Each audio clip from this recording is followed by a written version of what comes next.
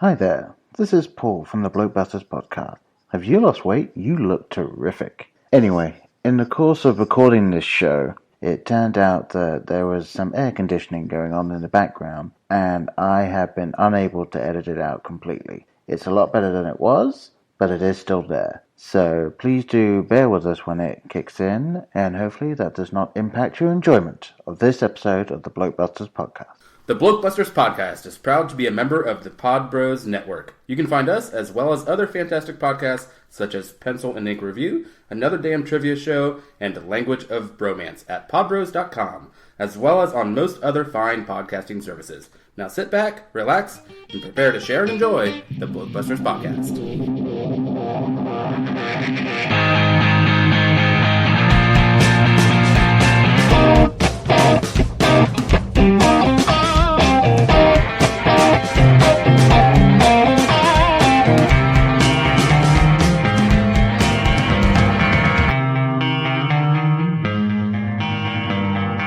Welcome to another Film for Thought. Yay! Hey, our experiment in randomness. Randomness, yay! So, this one, you already know pretty much what this is about, probably, by reading whatever title we've come up with. Yep. But essentially, I was kicking around this idea and texted Paul, because I had just seen three, I wouldn't call them similar films, but Similar themes. Era kind films. of.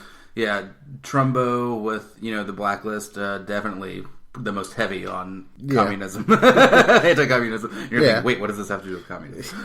We'll get there. Hail Caesar was in there, and then, what was the other one?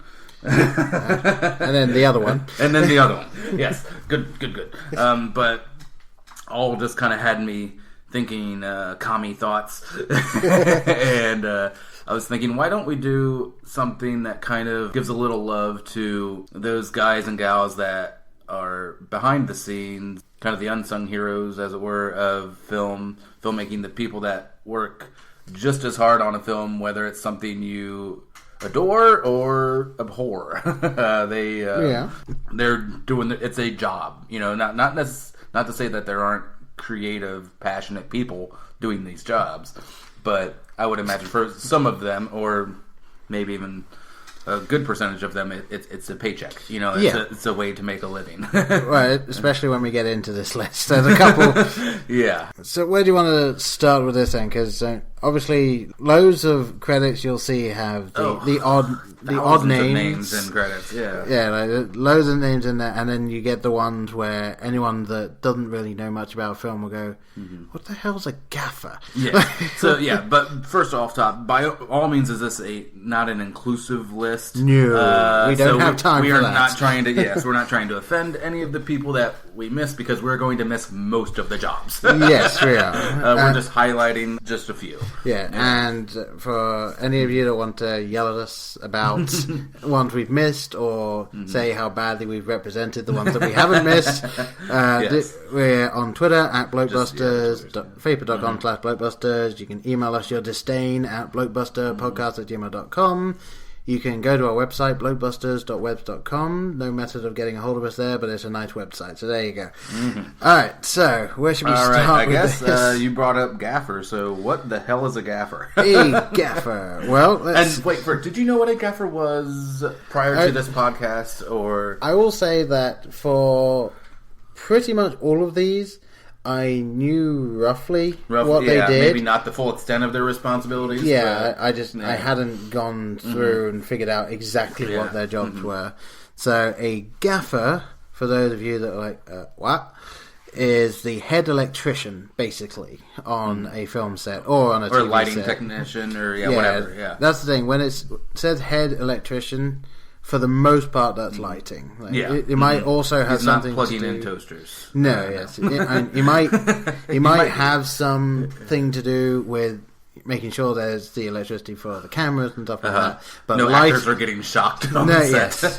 But lighting is the main point of this guy's job, and there's some controversy over where exactly the name came from, but it's generally accepted that very late 20s and early 30s is when the name first started coming about, and it has to do with the fact that they use a gaff to change and move around the lighting. So that's where that came from.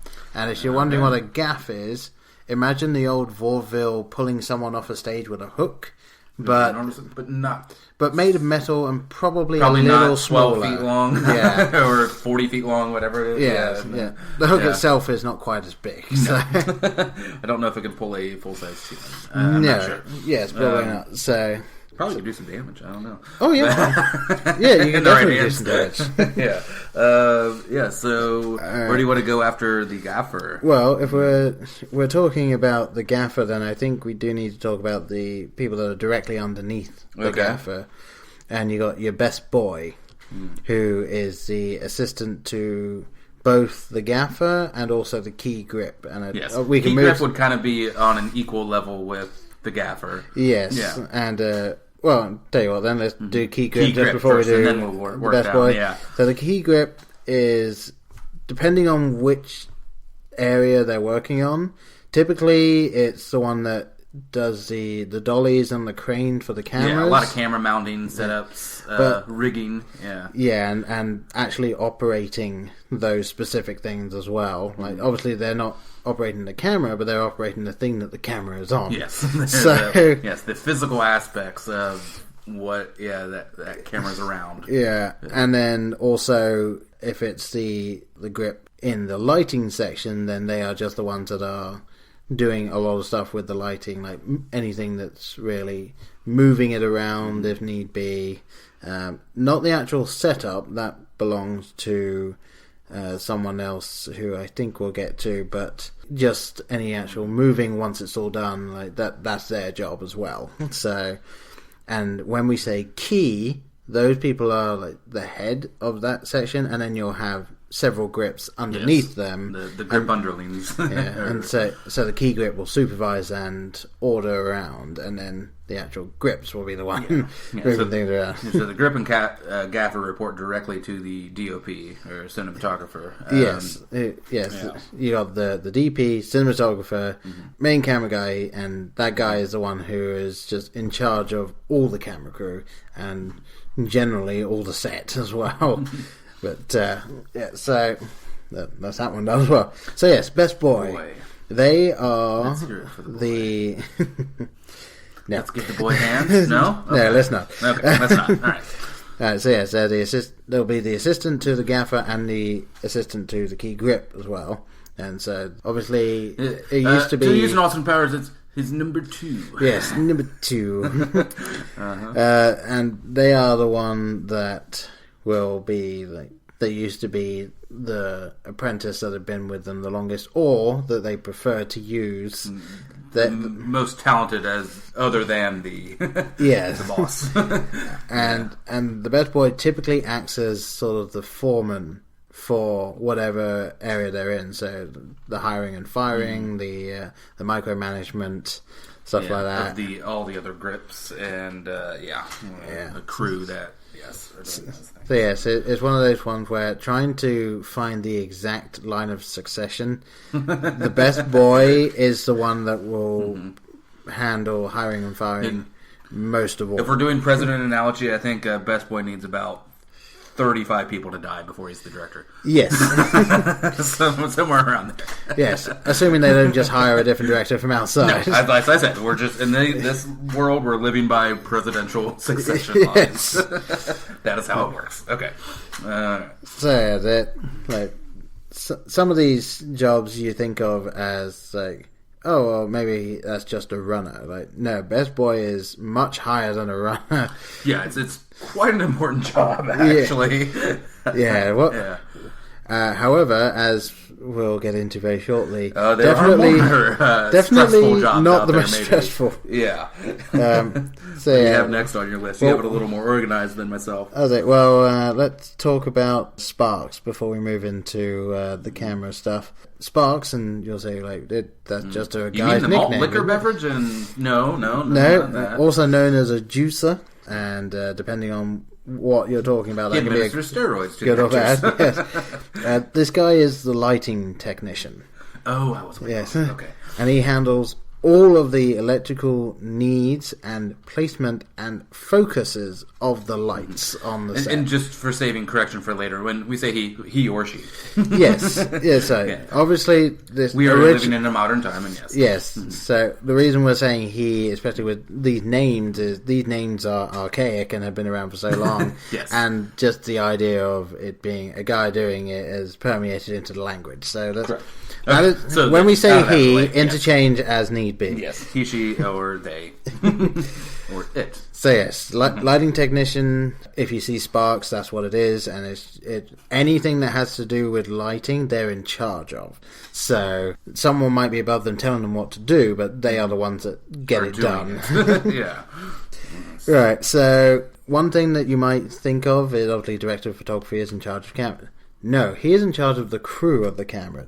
Then you get into the assistant camera, which would, or as could be the first assistant camera. This is someone who, it might be less so now, but was or is in charge of the focus of the camera. And you'll think, okay, doesn't that do it on its own? Yeah, so they're the one that press the buttons.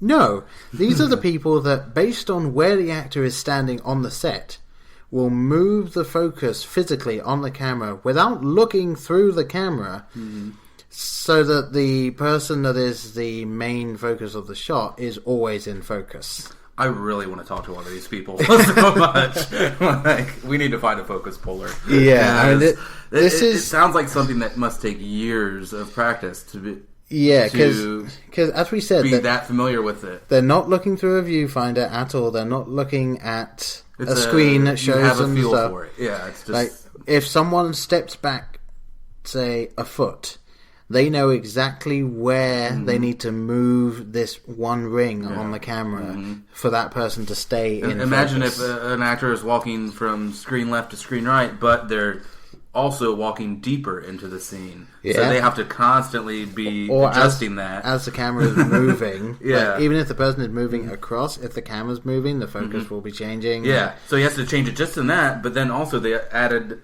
distance of it being further away from camera increasing like a graph. Like that boggles my mind.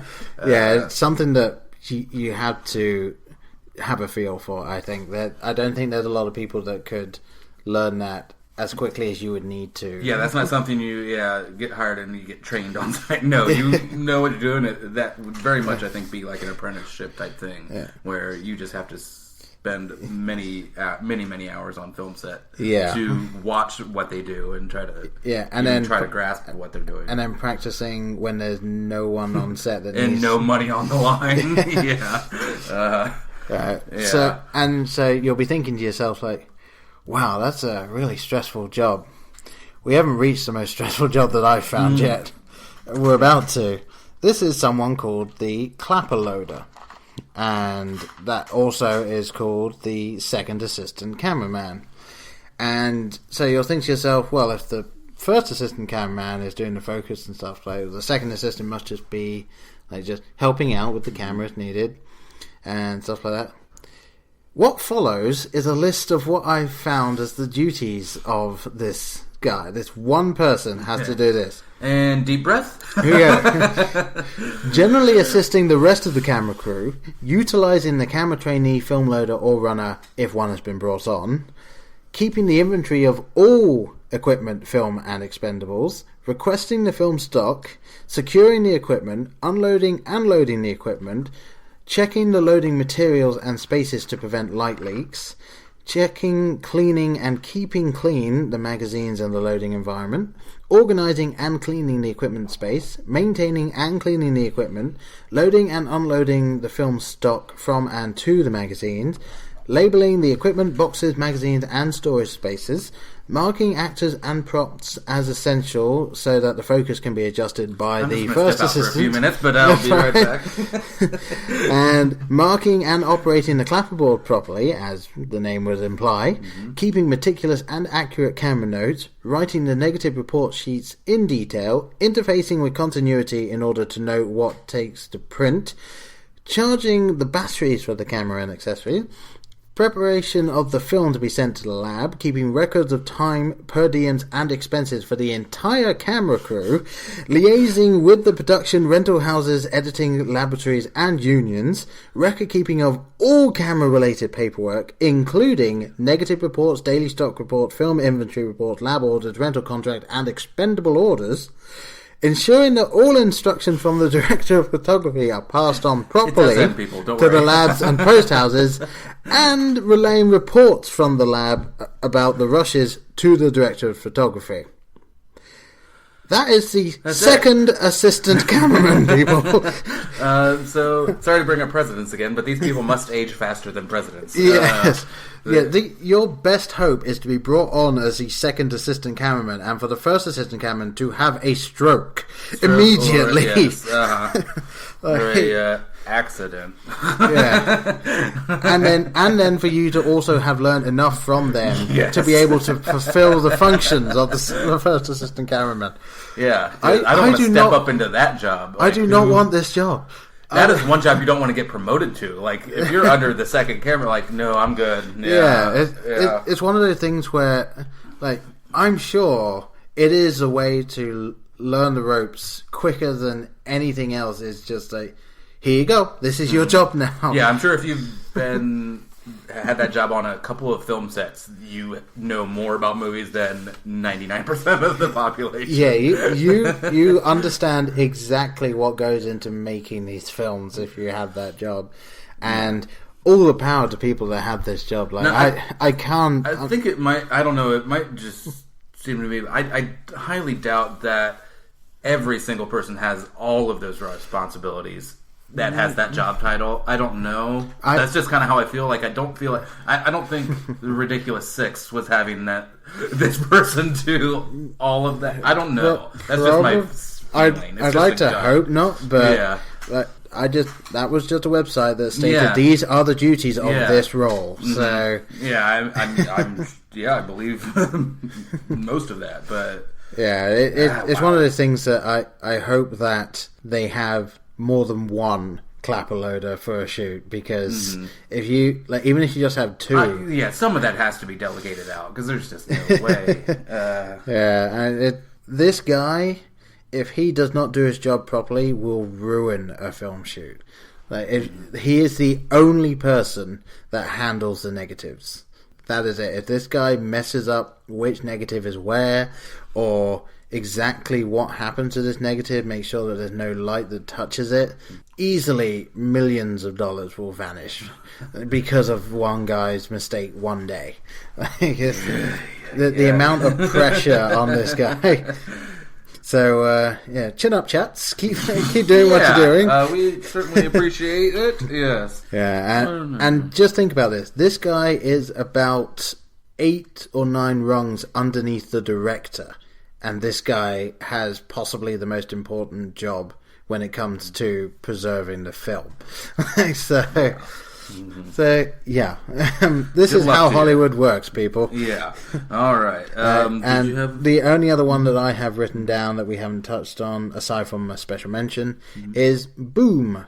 And I like to think at this point, even your average film goer will understand what a boom mic is, but this is the guy who is in charge of the placement of the microphone and is the assistant to the production sound mixer. Yeah. So you've seen them, the big boom poles with the large fuzzy mic on the end. Yeah. That will creep into a Mel Brooks film from time to time. Yes, if someone is attacked by the Schwartz lightsaber, out he goes. But so any sound stuff typically has to do with where the boom is placed, and that will pick up a lot of what someone says, and then ADR is later on, but they obviously want to try and use as much on-set dialogue as possible. So this is the guy that's in charge of that. Will carry around a weird fanny pack of these knobs and switches and wires, and it's just carrying around this giant pole at all time. Must have one arm thicker than the other by the end, I'm sure. Just because of having to hold on to this thing. I had a couple more before we get to your special mention. Yeah, go ahead. Okay. One of my favorite behind the scenes people is the script supervisor. Yeah. And a lot of you might know what that is as well. And I think it's probably been somewhat common knowledge for a little while. But yeah, their main priority is continuity. So keeping track of continuity, which is not an easy thing to do when movies are almost always shot out of sequence. Keeping track, so they have to coordinate with the wardrobe, props, the set dressing, hair and makeup, and the actions of the actors in any scene. Yeah. They're constantly making notes to. Okay, so we reshoot this, and how was the lighting that day, and how how can we match that? Okay, the scar was on this cheek. The scar has to always be on that cheek. So you'll see. If you see like a film that has one or two continuity errors, I think that's an amazing job by the script supervisor. Yeah, definitely. and there are varying degrees of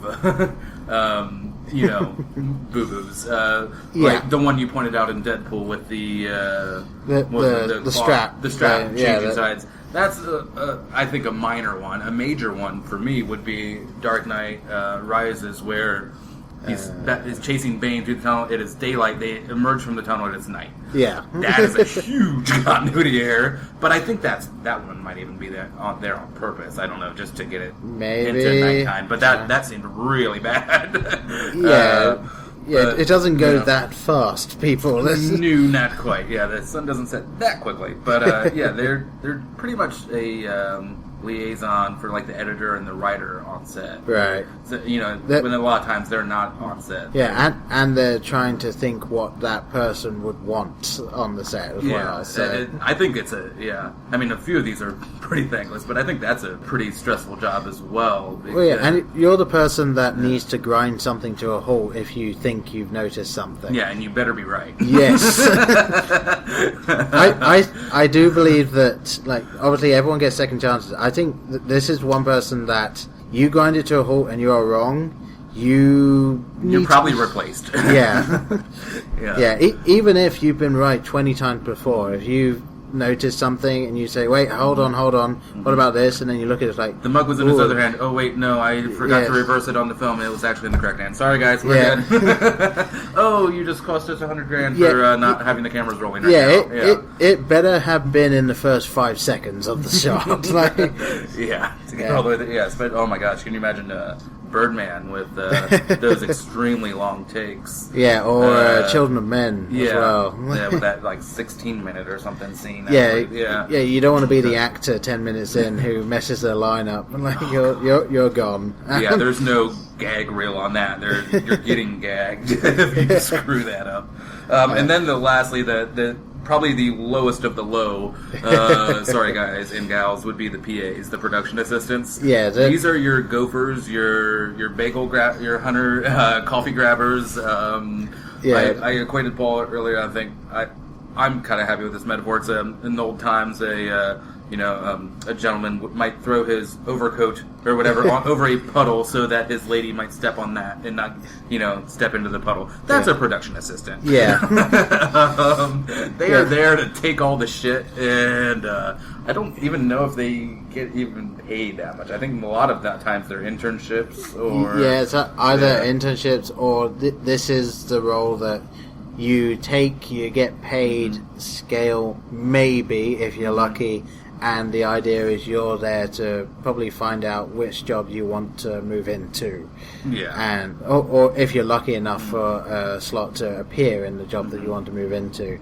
I mean, probably the best example of this, and this is going to sound crazy, is in Jay and Silent Bob Strike Back, when they get to the set and it's being directed by Chris Rock's character, and he's just got the one guy who's like, here's the coffee that you ordered. Like, you spin this, didn't you? No, I didn't. And he just throws the coffee in his face. Like, that's your production assistant, everyone. Pretty much, yeah. If someone says jump, you say how high. Yeah, you can get me this coffee. Yeah, it's just... Yeah. If the director has a bad day, you do not want to be in his eye line because you will be gone. Or Christian Bale's eye line, you don't want to be in. Anyone. That goes for anyone on the list. Yeah. That was the lighting guy, I believe. But yeah. Well deserved, I think, actually, because he did bring things to a halt. Yeah, cost people a lot of money, Yeah, it's one of the things that everyone says, okay, he overreacted. Number one... He was kind of sticking up for everyone because he screwed up things for a lot of people, not just Bale. Brought everything to a halt. And, I mean, that then brings us into question, like, did Bale overreact, or was it... I think he was justified, yeah. Yeah, I mean, yeah, you could say maybe he didn't need to shout at him like as much as he did, but as Christian Bale pointed out in later interviews, like he was preparing for an emotionally charged scene, and like he was in character at the time, and it just messed up. So. Too bad it was a shit movie. Yeah. All right. Yes. Yeah. Our thoughts on Terminator are well documented. Okay. Yeah. All right, and I just have one special mention. Oh yes, please, honorable special mention. Yeah. Possibly the best film credit to have ever existed is Mr. Phil Tippett. And I'm just going to leave it here for those of you that know who Mr. Phil Tippett was. Mm-hmm. He was the dinosaur supervisor in Jurassic Park. Jurassic Park. Yes. Right? Not the world. Okay. 1993's Jurassic Park. Yes. He was the one that was responsible for the supervising of the dinosaurs. And look what happened to him. I don't think he's worked again. Did he play the lawyer? Yes. You had one job, Phil. One job. As the meme goes. Yeah. Oh, boy. Yeah, a lot of times films can occasionally have fun with their credits, and they'll give you the odd thing. I can only assume he was someone that was high up in the department of the company that made the actual animatronics of the dinosaur. Mm-hmm. But yeah, that doesn't matter. He has the official designation. For those of you that would like to believe he was supervising real dinosaurs, we will allow that. Yes. And that actually is all that matters in the end. It doesn't matter what job you actually did on set. Obviously, when it comes to whether or not someone will hire you on a future film set, it depends on what your credit was. So everything we just talked about, that is what the stigma is around that role. So maybe you do actually want to be the clapper loader or the second assistant camera. Yeah. Because if you are the person that has that credit on that film, then everyone knows this is what you did. So maybe what you want is for something to happen to the clapper loader about a month before the film ends, and for you to get that role, and then you end up having a credit for only a month worth of work. Or something. Yeah. Not that we want anything bad to happen to these people. Not at all. No. But this is what your best scenario is if you are working in this industry. Yeah. Unfortunately. And just a real quick couple honorable mentions. Picture car coordinator. Who one my time at the theater, one of my friends at the time, his dad was a picture car coordinator, and so they just pretty much locate all the vehicles for a film, right? You know, and that's pretty much their job. He worked on The Dark Knight, his dad. Oh, nice. Yes, I think I can say this now. Maybe the statute of limitations was expired, but I got to see the uncut. I'll leave his name out. Yeah. My friend, I haven't seen him in a while. Yeah, but I was able to see on his laptop he brought over to my place the unfinished semi-flip of the flips in the middle of the Chicago street. Yeah, with the Joker and I got to see that raw footage, and that was pretty awesome. Before it was ever in theaters. That's cool. And sadly, I did. I was ashamed. I was ready to move to Chicago for 3 months. I'm like, do I ask him? I'm like, he must get this all the time. I'm his friend, but I did. I'm like, just asking any PA spots there. And he's like, I think everyone's good. I'm like, all right. Yeah. But I had to ask. Yeah. I mean, that's going to be the thing with the giant budget movies is everyone will be locked in before you ever get a chance. It's nepotism to the extreme. Yeah, it's someone's nephew, someone's cousin, someone's, those jobs are taken. They're not just going to hire a random. And then, lastly, a podcast made me aware this job, a colorist, doesn't do the hair. He or she is the actual last person that touches the film before the projector or projectionist. Yeah, once it is completely edited, they are the person that will be in charge of any color issues whatsoever. It is a art job. There is skill to this job. It's not a button pusher. If the mood is down, they want to bring in a little more blue into the scene. Yeah. They're just matching colors, also bringing continuity to the film. Yeah. They'll talk with the editor. What did you want to do with this? Or the director. What was your point with this? And they'll have colors that. Well, let's say that there's a slight issue with the film. They are going to be the last hope to avoid any reshoots. This person will have so much pressure from the studio. We've got the clapper loader has so much pressure on set this guy is going to have the studio breathing down his neck, his or her neck, because if they cannot fix this shot, it's going to be another several $1 million. So, just to bring everyone back now. Yeah, so. that was, so obviously you were familiar with it. I wasn't. But I think, that's kind of a cool job. They're kind of the last person, like I said before that, but those films get sent out that is holding the physical film. Looking at it and touching it up. When it comes to jobs that I would love to have, like if we're going for working in an ideal world, I have said that probably continuity editor, so script supervisor, would be up there, and then editor for me is my thing, and then like obviously this guy is basically working side by side with the editor at the end of the process. A lot of times in the editing bay, and so I mean, I'm sure I'd love to do the coloring, but I think you'd be excellent at script supervisor because you do have just a knack for detail. And those things do glare at you quite easily. It's one of those things, especially on set. Like I find it so difficult to believe when I see someone standing there and it keeps cutting back and forth, and it's like they've got a full glass, they've got an empty glass, they got a full glass. It's like how was no one paying attention to how much they were drinking during the scene? Like, you'd think, but or so many times, it's just I think a byproduct of how it works is they shoot one person's camera, and then they shoot the other side, in a two-person dialogue, and then so the paper towel disappears and appears in the bathroom. And you're like, they clearly did not shoot this on the same day, and exactly like this is exactly why we wanted to cover this. Like everything we've just said that appears in the finished film. Like, this is actually all down to this one guy who, despite any reservations they might have brought out on the day, despite everything they would have done, everything in their power to make sure that this doesn't happen. If the editor decides that they're going to use this shot over this shot, it doesn't matter. Well, I mean, a lot of times it's that you choose performance over continuity. And then when we are sitting here saying, well, we noticed this one thing, like, you can point at, well, this was actually this guy, the script supervisor's fault, when it isn't. It's the fact that they got it right on the day, but the editor wanted a different version. Yeah, and maybe they only had 2 or 3 good takes of that scene. Yeah. And the performance was lacking in the one that had good continuity. So you might go, okay, let's go with the better performance and just have this little mistake in the background.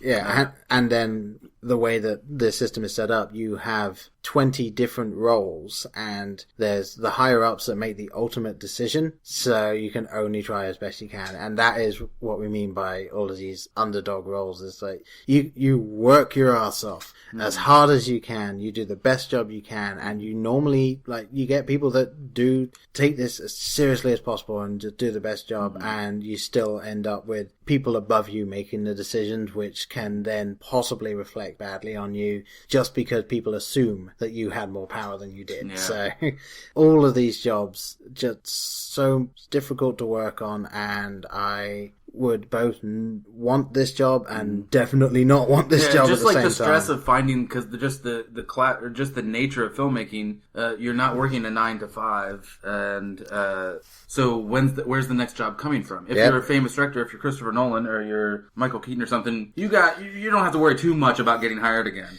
Yeah, and you can also wait long enough to have something come along that you want to do. Yeah, you need to be working steadily at these jobs. So you hop over to a TV show for a few days or whatever, then hop over to a music video or then on to a movie, whatever. So I can just it's part of why I love movies so much is the collaborative nature of it. It's so much comes together. So many people are involved on big budget films, thousands and thousands of people. Animators and so many people we missed. I mean, if this were 3 years ago, I would gladly have just taken a week off work, do something unpaid. At the moment, the way my life is right now, I don't have the luxury of doing that. But let's say I was able to take a week of half my current pay just to do this. Like I don't think there would be a time where I'd be a PA for zero money.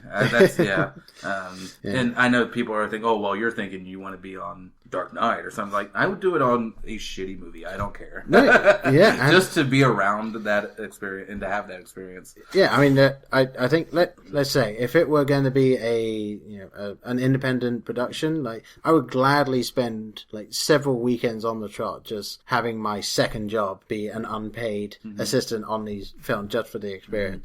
Now, if it were a bigger budget film, yeah, I'd like some money put into that for the week off. But yes. Because that would be available. But yeah, I would love to spend some time, more time than I've had immersed into this world. So. Also, sorry, just thought of it. Tutors on set, like young actors have a tutor that are on set because they can't go to school. Sorry, that one just popped up. Yeah. So we'll end it before I keep but just, I guess, I don't want to put words into Paul's mouth, but thank you to these people. Yeah. No, seriously. For doing a job that helps bring an end product that we really, really, really love. Yeah, obviously, our entire podcast is factored around these guys having done this job so that these films can exist. Yeah. So, yes, thank you. Keep doing what you're doing. And, hopefully in future more people will know about this. Like, if not just from us doing this episode right here, but from more people realizing what goes into this, because so many people don't.